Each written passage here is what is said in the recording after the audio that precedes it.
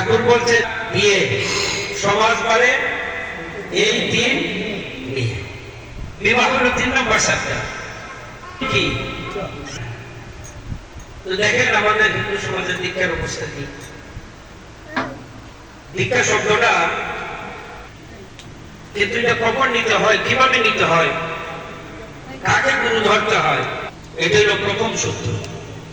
দীক্ষার সাথে বিয়ের কি সম্পর্ক প্রশ্ন আসতে পারে। বিয়ের পরে আমার দক্ষতার প্রয়োজন, তাহলে আসল জায়গাটা হলো দীক্ষা।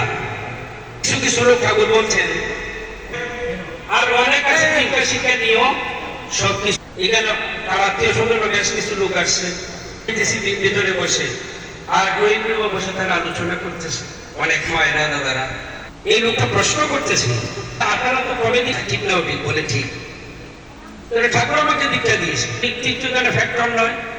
এই প্রশ্নটা এই কেন উত্থাপিত ঠিক লাগবে এরকম একটা সেন্টিমেন্ট আমাদের আছে। আলোচনা করেন